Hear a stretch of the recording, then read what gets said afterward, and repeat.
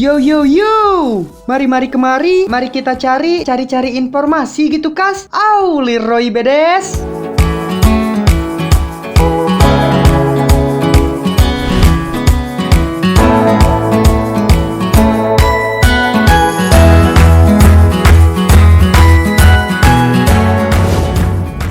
Makhluk hidup terdiri atas berbagai unsur kimia yang rumit. Kebanyakan terdiri atas unsur karbon, di mana unsur itu diperoleh oleh makhluk hidup dari lingkungan alam sekitar. Bagaimana cara makhluk hidup mendapatkan unsur-unsur tersebut? Mari kita cari tahu.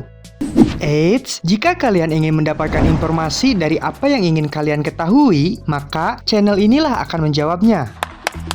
Sebelum melanjutkan video ini, kalian jangan lupa untuk like, subscribe, and share ya teman-teman. Dan jangan lupa untuk nyalakan loncengnya.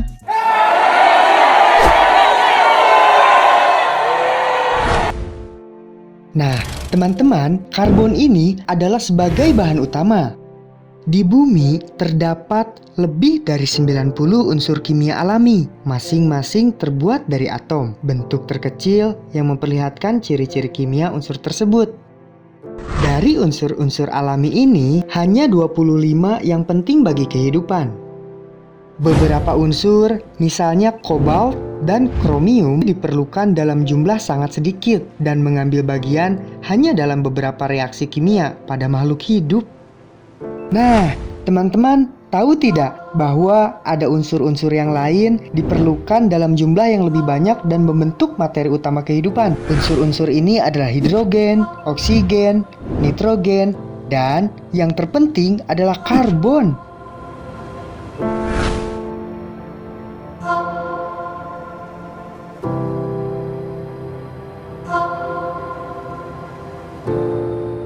Perlu kalian ketahui bahwa karbon adalah unsur yang sangat khusus. Di alam, karbon ditemukan dalam dua bentuk murni, berlian dan arang. Tetapi biasanya selalu ditemukan dalam persenyawaan.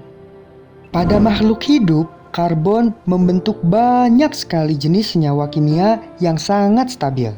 Beberapa molekul dari sebagian senyawa ini hanya terdiri atas beberapa atom, tetapi yang lainnya terdiri atas ribuan bahkan jutaan atom. Hanya atom karbonlah yang mampu bersenyawa dengan cara yang stabil ini. Tanpa adanya karbon dan sifatnya yang khusus ini, sulit membayangkan adanya kehidupan di bumi. Mungkin dunia akan sepi ya.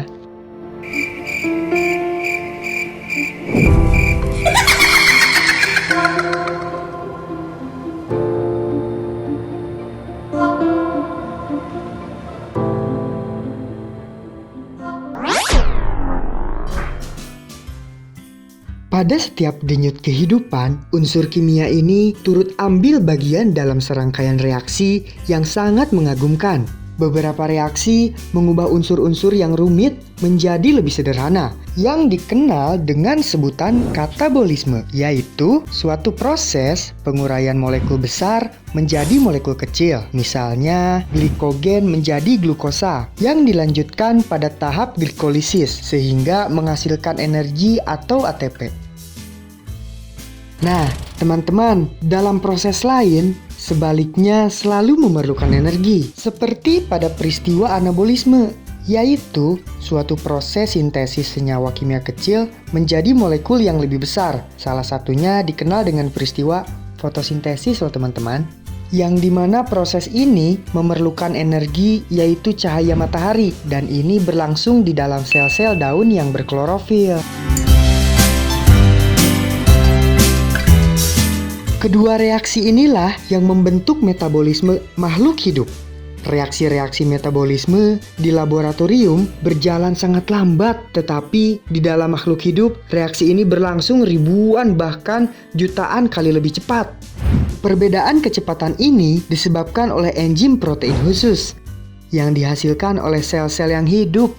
Enzim adalah semacam zat kimia pengatur yang menyatukan zat-zat kimia lain sehingga bereaksi cukup cepat untuk menopang daya hidup.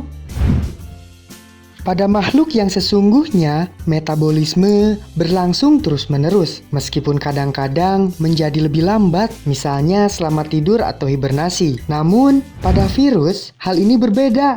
Virus melaksanakan reaksi metabolisme dengan bantuan sel hidup. Jika berada di luar satuan sel, metabolismenya berhenti. Nah, teman-teman, inilah sebabnya mengapa virus tidak dianggap sungguh-sungguh hidup.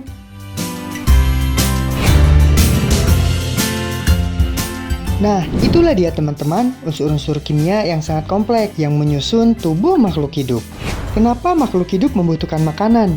Karena untuk mendapatkan unsur-unsur tadi yang menunjang proses metabolisme yang terjadi di dalam sel-sel makhluk hidup untuk menghasilkan energi. Nah, ternyata bukan kita saja ya yang membutuhkan makanan, makhluk hidup lain pun sama loh. Untuk kalian-kalian yang sudah menonton video ini, jangan lupa untuk segera makan agar kita semakin kuat. Yo yo yo, Leroy Bedes.